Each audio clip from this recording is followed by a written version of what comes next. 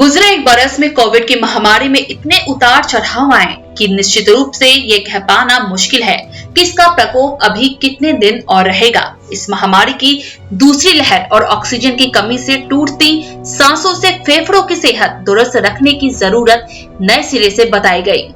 विश्व स्वास्थ्य संगठन की माने तो धूम्रपान करके अपने फेफड़ों को नुकसान पहुंचाने वाले लोगों में कोविड की गंभीरता और इससे मौत का जोखिम 50% ज्यादा होता है। विश्व स्वास्थ्य संगठन के महानिदेशक डॉक्टर टेड्रोस अधनोम घेब्रेयेसस ने कहा कि धूम्रपान करने वालों में कोरोना की गंभीरता और इससे मौत होने का जोखिम 50% तक ज्यादा होता है। इसलिए कोरोना वायरस के जोखिम को कम करने के लिए धूम्रपान छोड़ देने में ही भलाई है।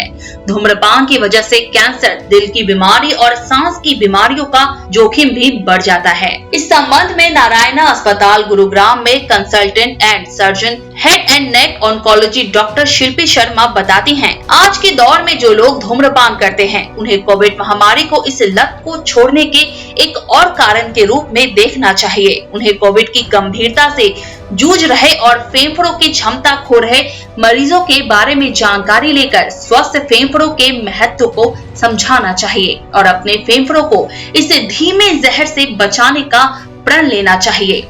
वहीं एक्शन कैंसर अस्पताल में senior consultant head and neck, breast and thoracic onco surgery unit doctor Rajesh Jain कहते हैं कि कोविड या फेफड़ों से संबंधित किसी भी संक्रमण के संदर्भ में सबसे पहले ये समझे कि फेफड़े जितने स्वस्थ होंगे, संक्रमित व्यक्ति की ठीक होने की क्षमता भी उतनी ही होगी। ऐसे में जाहिर है कि धूम्रपान करने वाले व्यक्ति के फेफड़े तुलनात्मक रूप से कमजोर होंगे तो कोविड संक्रमण के बाद होने वाले गंभीर निमोनिया का अधिक जोखिम होगा। उधर अखिल भारतीय आयुर्विज्ञान संस्थान में assistant professor department of psychiatry doctor Sonakshi का कहना है कि कोई भी लत छोड़ने के लिए खुद को दिमागी तौर पर तैयार करना सबसे पहला कदम है। वो इस बुरी लत को छोड़ने के इच्छुक लोगों को कुछ छोटे छोटे उपाय बताती हैं। उनके अनुसार एक समय में एक सिगरेट ही खरीदे, एक बार में पूरी सिगरेट पीने की बजाय आधी पीकर बाकी छोड़ देने की आदत डालें। इसे छोड़ने की कोई तारीख निश्चित कर ले या शुरू में सप्ताह में एक दिन ना पीने का प्रण लें और धीरे धीरे 1 से 2 दिन और फिर 2 से 3 दिन पर आएं। ऐसा करने से धीरे धीरे धूम्रपान करने की लत छूट जाएगी। इन उपायों के अलावा निकोटीन च्युइंगम चबाना भी तंबाकू की तलब नियंत्रित करने में मददगार साबित हुई है।